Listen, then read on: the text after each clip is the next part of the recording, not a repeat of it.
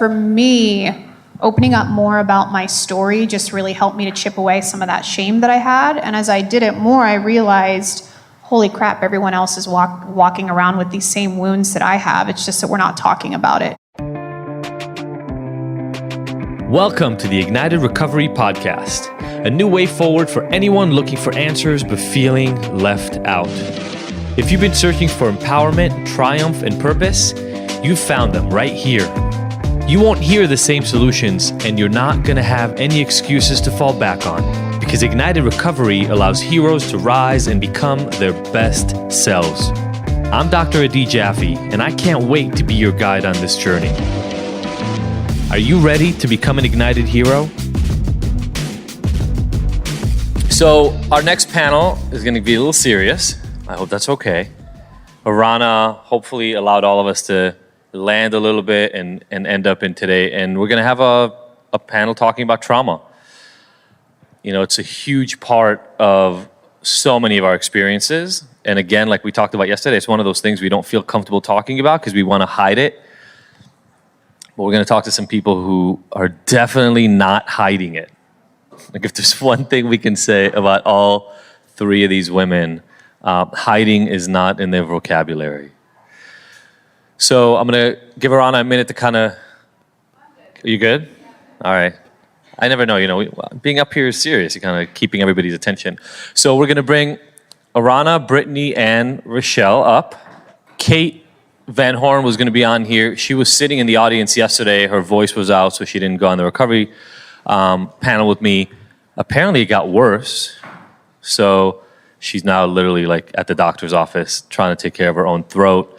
So I just want to send some good wishes to Kate that she's doing well. So I'm going to moderate this, but I got to tell you, if there's one panel that I feel pseudo uncomfortable moderating, this is probably the one. I'm really going to leave it up to these amazing women to do that. And then if we need, I'll kind of get questions started and I'll let you guys go. Does that sound like a plan? Awesome. Okay. So trauma is not an easy topic for anybody to discuss. It never is. Starting it off is difficult.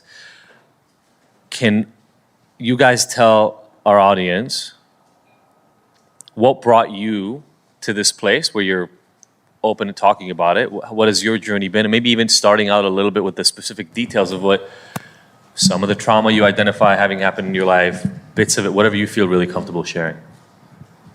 Hi, I'm Rachelle. Nice to see you guys again. Thank you and excited to be here sitting and talking about this. You know, there's things called like big trauma, big T, little t. And for me, my trauma happened when I was 9. My mom passed away super tragically. She committed suicide, and I found her. And the course of my life changed in that moment. I was a 9-year-old little girl. And it's interesting because the way it unfolded, I feel like it was a part of my path. I was supposed to find her in some way for the work that I am doing and plan to be doing in the future. But it changed the course of my life. I went through post-traumatic stress. I blacked out most of my childhood. And that was my little body's way of protecting myself. And now I'm just to fast forward a little bit, I'm in grad school for clinical psychology. And one of the things that I really have taken away from one of the trauma classes is that, so a traumatic event can happen, and what makes it even more traumatic is not having a relational home with where to process it. And what does a relational home mean? That means support, someone to hold you, someone to tell you it's all going to be okay. My dad couldn't do that. So I had to figure out how to do that myself. And that sucked. And I wouldn't wish that on anyone, but that has given me my own kind of superpower in different ways. So that was the big trauma in my life. And a few years after that, everyone in my family dealt with her death in a different way. And my brother got into an accident that left him paralyzed from the legs down. He is the biggest hero in our life. He just had a baby. He's a triathlete. He's an incredible human. But the trauma colored my childhood. And has changed the course of my life and has brought me to this moment. And so that's kind of what brought me here, were those two initial moments. And yeah, my mom is with me every day. Her name's Nicole. And I'll go a little bit further maybe when you ask the question about what are the things to do that I've done to help heal. I like to say that I'm always healing, because life continues to throw triggers in the form of people and situations. For me, a big one is abandonment, and learning how to never abandon myself regardless of what is going on around, and to develop that, to continue to learn how to be my own mother, to be my own best friend, to be my own parent, is a continued journey for me. Thank you for that.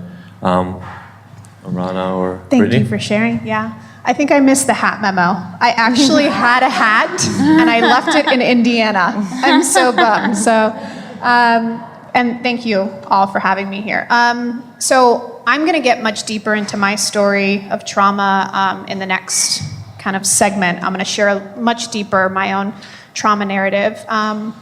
But yeah, very similar to you, my trauma started at a young age, and I think for most people, that's kind of the case. And when you talk about, again, big T, little t traumas, essentially what it comes down to is our pain and our trauma can't be compared to someone else's. Pain is pain. The shit we carry is just as heavy as the person next to us. There's no such thing as more traumatic, less traumatic. And so I'll share my story with you all today, and you'll hear about it, but what breaks my heart is when people come up to me afterwards and like the first thing that comes out of their mouth is like, I didn't go through like anything as traumatic as you, and I have to stop them and be like, whoa, like your pain is valid, you know?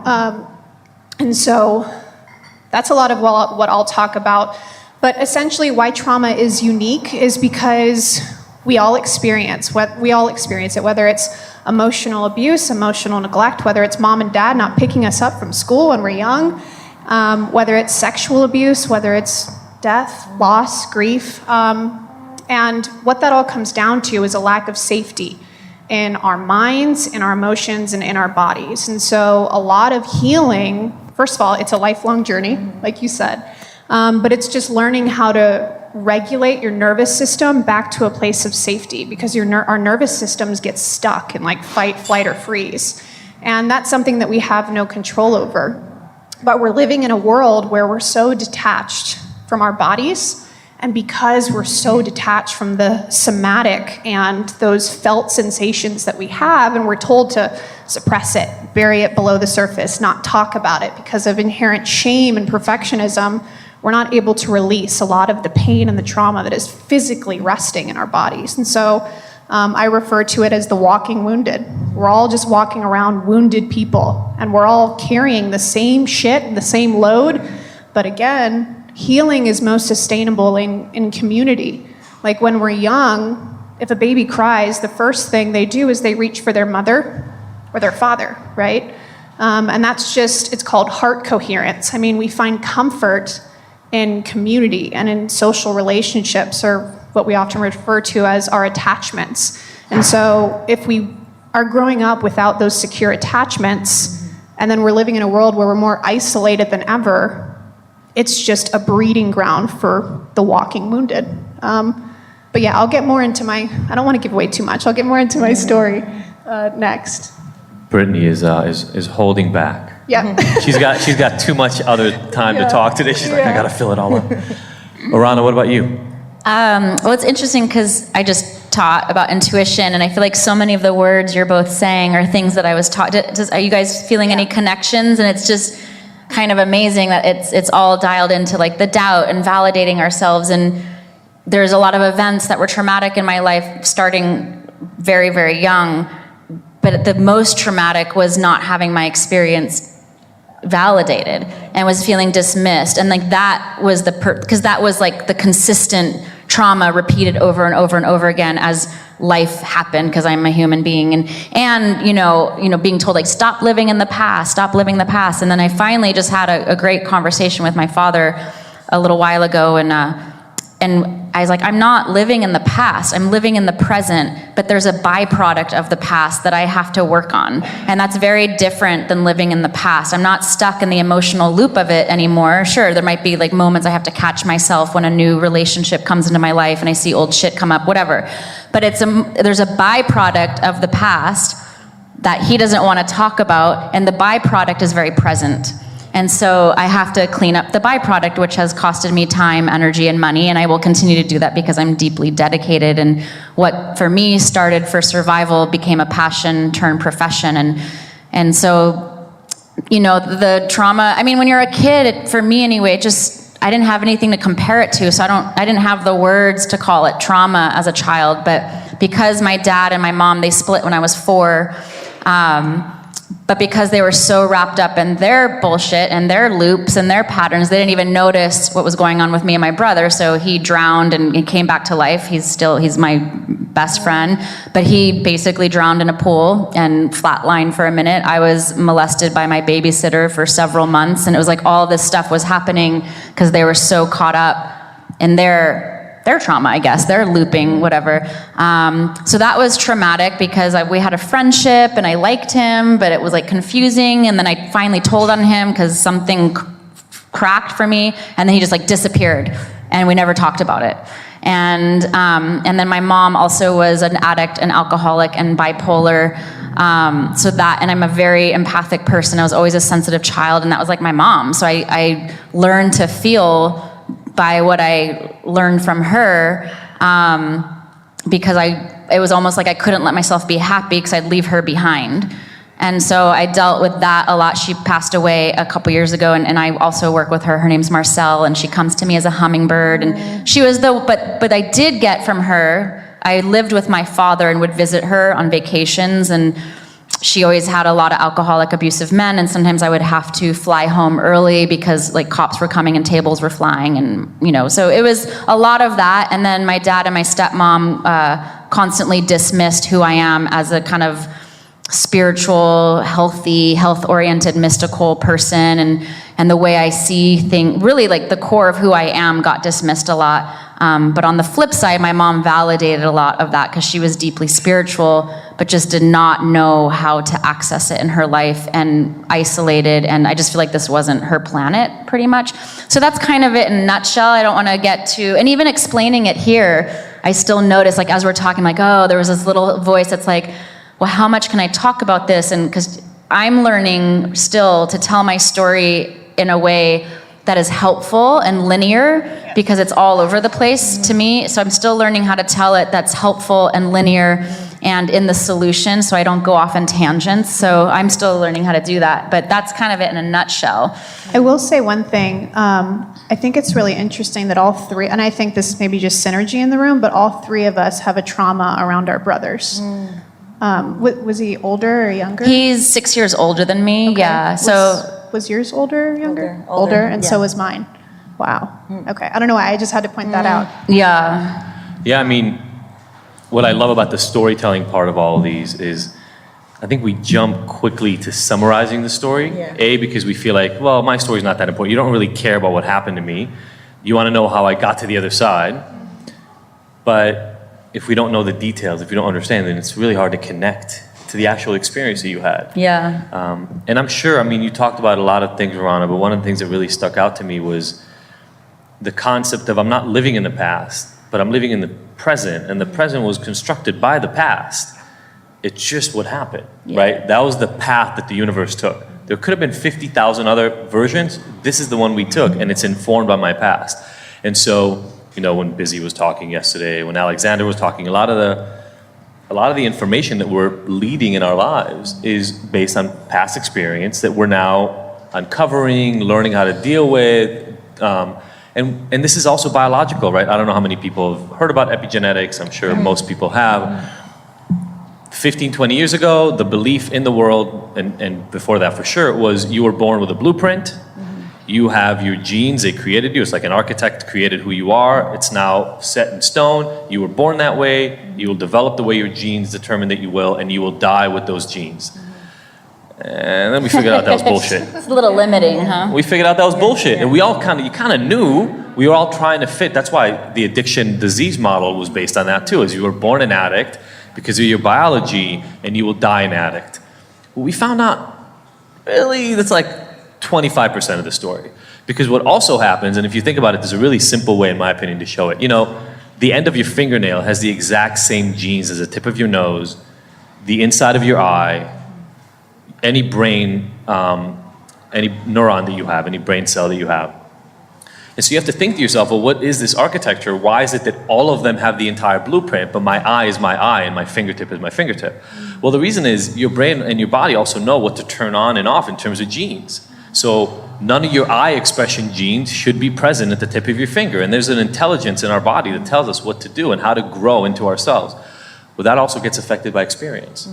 So epigenetics have taught us that when you're under stress, when your nutrition is not good, when you're especially chronic stress, especially traumatic stress, genes get turned on and turned off. And so what I'd love to maybe shift to talking about is all three of you have done a lot of work on this. I mean, in some ways you can almost say what you do, each of what you do now is almost completely informed by these early experiences and your particular journey in getting through it. And so for me, the informative part about this next piece is how many people here have struggled with any version of trauma, big T, little t. Parents left, parents didn't leave, somebody died, whatever, okay. I mean, this is how prevalent trauma is. It's time that we stop talking about it like only if you found your mother dead do you qualify to get into the club. It's fucked up. It is, it's messed up. It's messed up to write off somebody else's experience or you write your own experience off, which is probably what we do more, because it's not as bad as somebody else I saw. So what I'd love to shift to is what are some of the specific ways that you found yourself living in the world that you know are informed by that byproduct of the past, that you've kind of done work on and have uncovered specific patterns, habits, tools in your own life to continue working through it?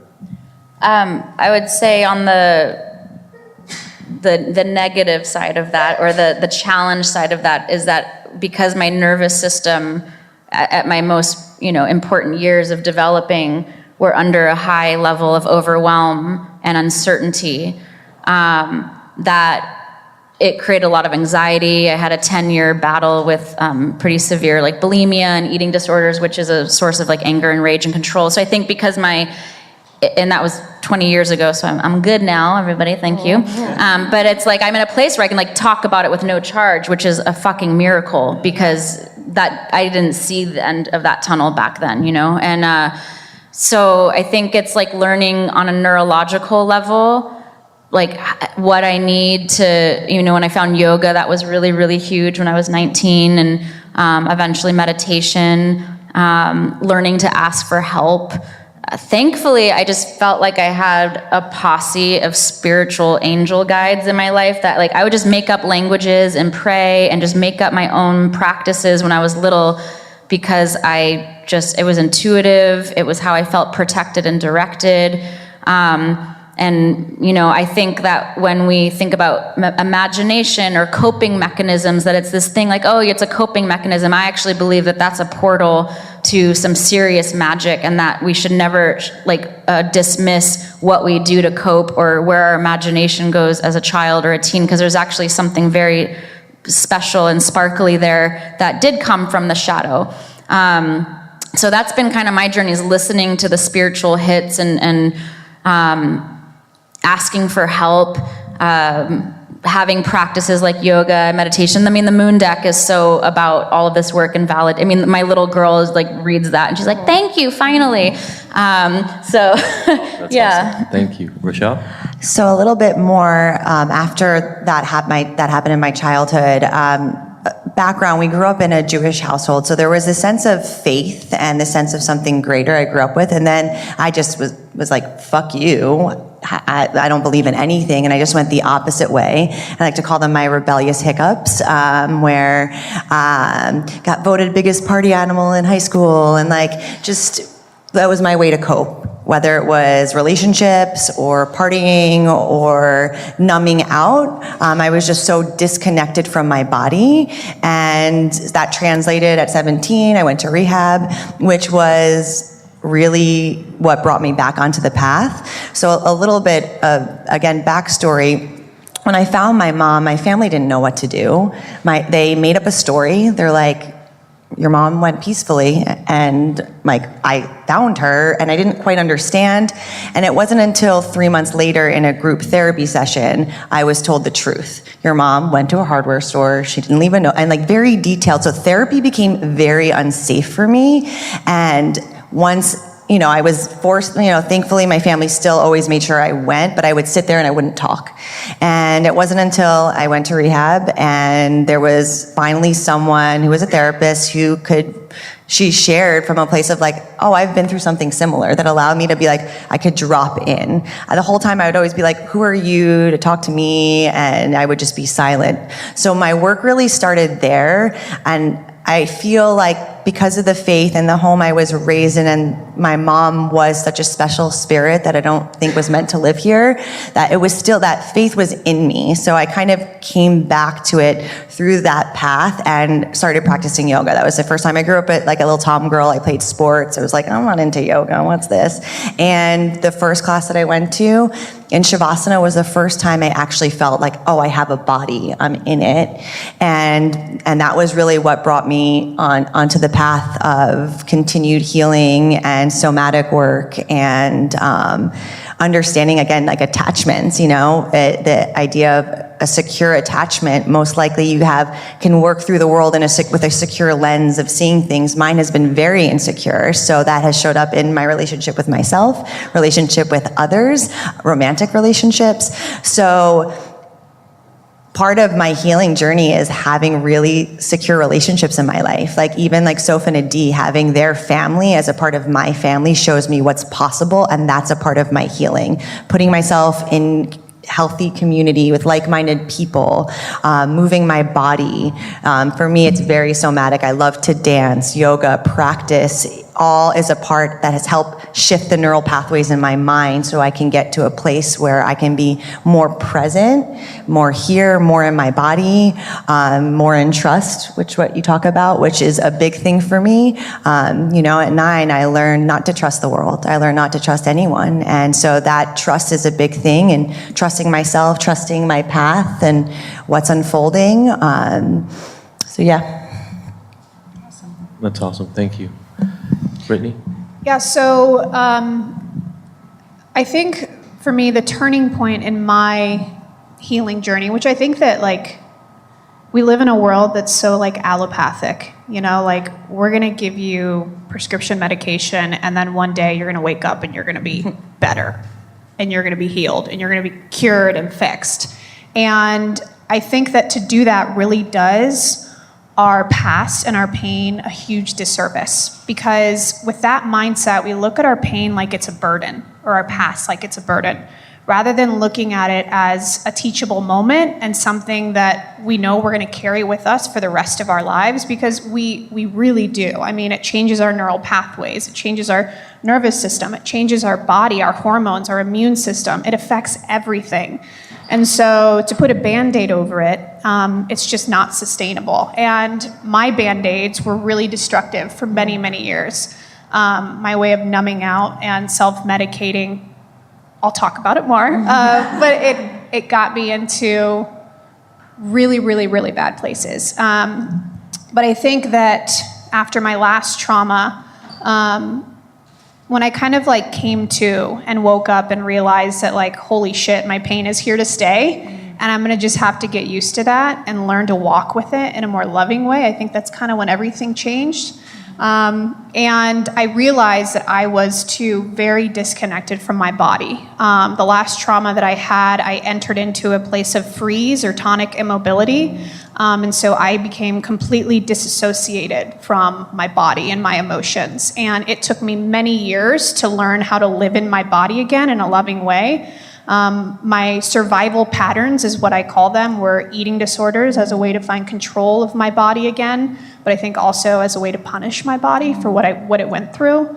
My survival patterns were alcohol, perfectionism, busyness, and so, oh, hello. Did you see that bug flying in my face? Okay, that was awesome. Hello. Oh, yes. And So I think that it was just taking a step back without judgment and being like, you know what, I'm not going to be ashamed of walking down this path that even though it was destructive, this is what I had to do to survive. Yeah, I had eating disorders for a number of years. Yeah, I was a straight up alcoholic. I was a horrible person in relationships. I was a horrible friend, but like this kept me alive. And I think that when I like shook off that shame and I was like, fuck it. Fuck what everyone says, fuck what everyone thinks about me. Like, I think that that was when I really started to step into my truth in a much more loving way. Yeah. Fuck shame. I Fuck think shame, I've yeah. heard that phrase. I don't know where. I was somewhere. I don't remember where I was when that came up. I love all three of you talked about the body and how you had to get first connected to the body in order to allow... Can I add one thing I forgot to say? Yeah, Well, it was about the body. So one thing that I've learned in my work, and these ladies probably know this because they're absolute experts, but one thing I learned about was the difference between affect and effect regulation, and the fact that like we get many, many, many more messages from our body to mind than we do from our mind to body. That's why like when we see a bear in the woods, which hopefully none of you have, but if we see a bear in the woods and you enter fight, flight, or freeze, like no matter what you think in your mind, your body's gonna take over and your body's gonna respond. And so mindfulness, although it's incredibly helpful, it has to be, when it comes to trauma, it's hard because our trauma and our nervous system, we've entered into this state of neuroception where our nervous system is looking for threats 24/7, right? It's looking for that threat that we used to have. It's looking for that threat of, they're gonna leave me, so we think everyone's gonna leave us. And so our body is in control. And so to turn off our body and just go by the mind, that's really, again, just kind of turning off the pain. And it's not, yeah. There's a really simple tool when you were talking about kind of fight or flight that if you have dealt with trauma, it's a very different, people are like, oh, just get in the heart. I was like, I don't know what the fuck that means. Like I, you know, and so like, or they're like, well, intuition's in the heart and this is in the head. I'm like, yeah, it's just like not so cookie cutter like that.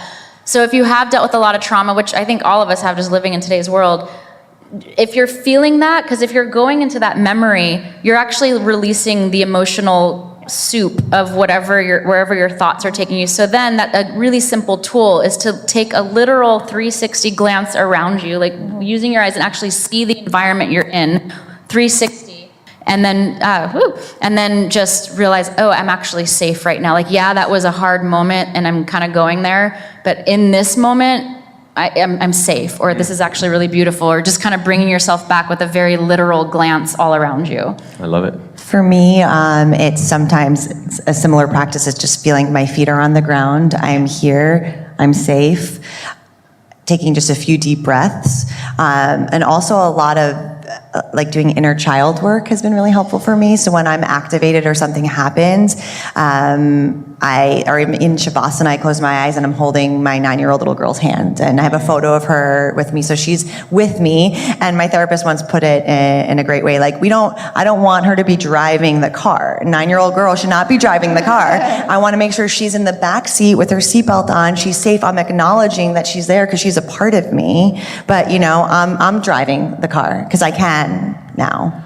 I love visualizations. There's so many things that you guys just said that I want to point out. I love visualizations for a really simple reason. You know, we don't see what happens in our head. Like if somebody broke their leg or broke their arm or they threw out their back, you see it, right? You go, oh, your leg is broken, you can't run. Somebody broke their arm, you don't ask them, hey, can you bring the suitcase in? Because their arm was fucking broken. But when something's not going right between our ears, you look exactly the same. Yeah. Your mom just died yesterday. The day after, you look physically exactly the same as the day before. And so we imagine that because it looks the same, it is the same, but it's not. There's no meter on your brain that says like, right here, oh, he's kind of maxed out right now, don't talk to him. And we get so many messages from society that we're not supposed to tell people that we're maxed out. So we do a really good job of hiding it. And so between the embodying and the visualization, what's nice about it is you land on a physical representation of what's going on for you emotionally. Literally, I don't know how many people felt it when Rachelle was talking about putting her 9-year-old in the back seat with a seatbelt on, like, oh my God, I get to allow the old version of me, that version of me that's still with me, to just be safe. I'm gonna take care of you. I can't protect you from what happened. It happened. You got in the accident, right? I can't fathom. To this day, I've heard that story I don't know how many times. I can't fathom what that experience would be like. And the ability to have the wherewithal as an adult to say, you know what, I need to respect what the 9-year-old went through and protect her from more accidents now, but you're still here. I don't get to ignore, I don't get to write off that version of you, because that's pretending, and then we're letting shame take on, and we're compartmentalizing part of who we are in the quote-unquote service, as you said, Brittany, of, I'll get rid of the burden. Well, the burden is also you. So getting rid of that part of you means that you're now pretending you're living disconnected from your past and all the amazing things that gave you. I want to get, because all of you have literally the solution. Like, the reason you're here today is because the things you do now are almost 100%, in my opinion, like informed by where it went. So Brittany, you go and you speak on college campuses and around on trauma. Rachelle, your yoga teaching is so informed by the movement that allowed you, right? I don't know if you guys caught it, but yesterday, like, Rachelle teaches her own yoga, her own kind of yoga, and movement and dance is part of it, because that's what you found helped you get through that. And for you, the moon deck, as you pointed out, was like the spiritual portal to give other people answers. And for you, Rachelle, too, the Neshama Project, we talked about this a lot when you first introduced it to me. If you don't know Rachelle, I think you guys are actually selling stuff outside. But we're in the back over there. she makes these bracelets and things, and they have a chamsa on them. And a chamsa in the Jewish culture, but in the Middle East in general, is like a sign of protection and almost like a stop from the evil of what happens in the world. And neshama means Soul in Hebrew, and my mom's name was Nicole, so the N is in honor of her. And I remember the first time that we met, the realization that calling your jewelry company the Soul Project, essentially, was like a way to let your mom and her soul be literally a part of every piece of jewelry you sell. And when other people buy it, it allows them to have a spiritual connection through a piece. So how did you guys each find that path? Because so many people are afraid, again, they want to run away from that thing. And in finding your solutions, you all ended up where essentially what you do in life is fully informed by that early experience. I think for so many years, like you said, I ran away from all the hard shit. And when I kind of had like my breakdown in life, like my divine breakdown, and I was like, something needs to change or I'm literally going to die. I'm a person of extremes, so I just did the exact opposite. And so instead of running from my pain, I started pouring into it, like as much as I could. And I did it, I think healing is like, it's not linear. Everyone does it at their own pace and in their own way. But for me, opening up more about my story just really helped me to chip away some of that shame that I had. And as I did it more, I realized, holy crap, everyone else is walking around with these same wounds that I have. It's just that we're not talking about it. And so there was an immense sense of connection, but also purpose in that. And I feel like, or I know, purpose actually adds 10 years to your life. In the work I do, we essentially refer to it as reintegration. So finding ways to take your pain and reintegrate it into your life with meaning, rather than saying like, I am my wound, I am what happened to me, and instead saying, that was my wound, but like, I'm gonna use that as my power to help other people who still have those open wounds, and I'm gonna help them heal. It wasn't just healing for me, but it was healing for other people. And I think there's science behind it. We call it mirror neurons. Like when our heart or our body senses that someone else has experienced the exact same pain that we have, and maybe not the exact same, but even just pain, like when someone laughs and like we don't even think it's funny, we still laugh, right? Because like we feel that joy. And the same thing comes with empathy and compassion and sadness and pain. And it was just a bond I found with other people that was more powerful, more profound, more healing than any kind of drug, just anything. And so, yeah, I think just trying to explore more meaning in that pain and just walking into that every single day. I love it. Instead of running away from it, just dive in. Yeah. Yeah, Rachelle? The 9 years that I had with my mom were so profound that we grew up with the idea of giving back. I remember, I have little memory, but the ones that I had, that we would go to nursing homes and we'd bake cookies, and giving back was the foundation of what she taught us. And so as I moved through the world, I used to wake up with anxiety in the morning. Why am I here? What's my purpose? There were years and years while I was going through my dark time and depression and anxiety of like, I must be here for a reason.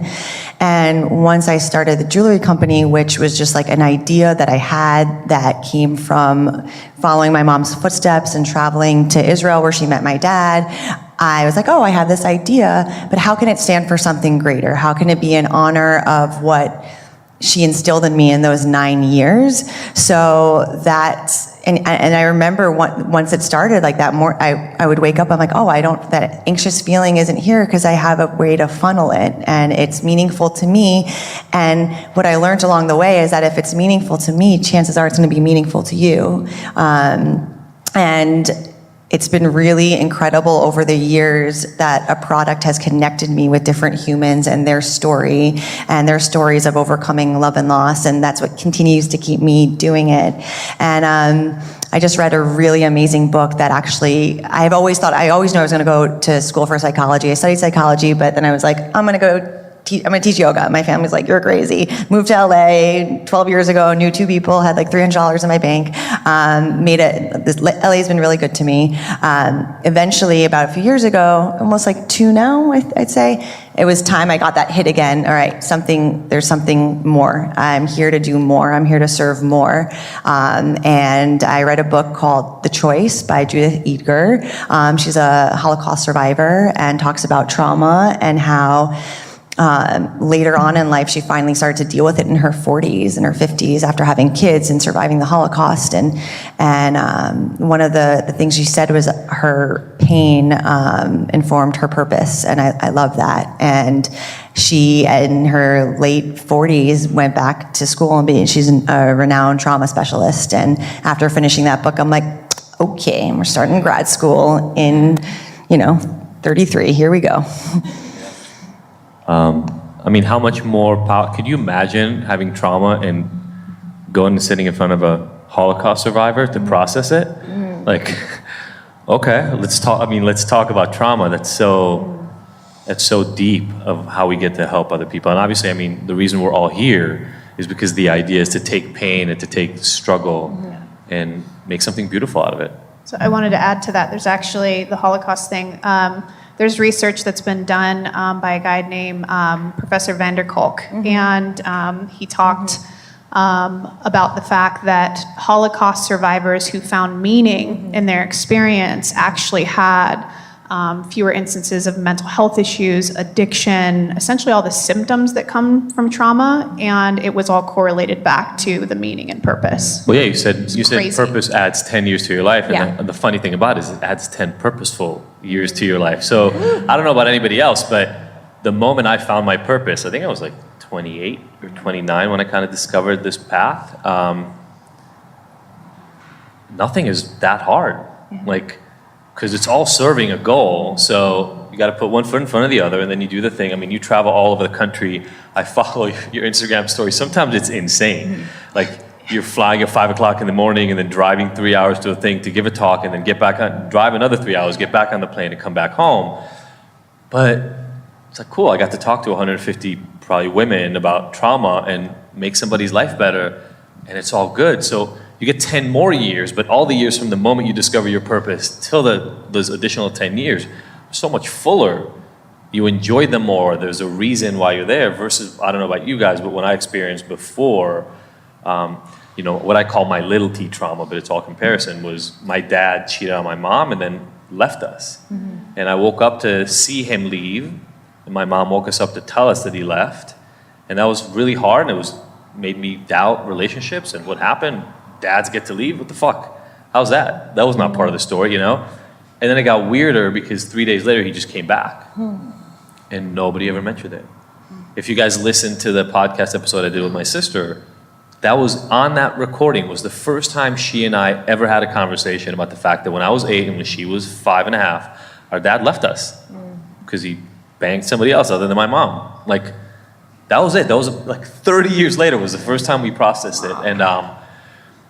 And that was actually, like you said, not being acknowledged. The trauma was more about, wait, am I fucking insane? How is everybody treating this guy like he's just fine and we're good? He left us. Like, you don't get to leave us and come back. And so for years I was comparing it, but now it's just part of the story. What about you? How, at the end of all this, you know, you're going through this, the journey's happening, you're doing the self-discovery. Obviously, you've been a spiritual person for a long time. How did the moon deck come out of that? What role does it play in this for you?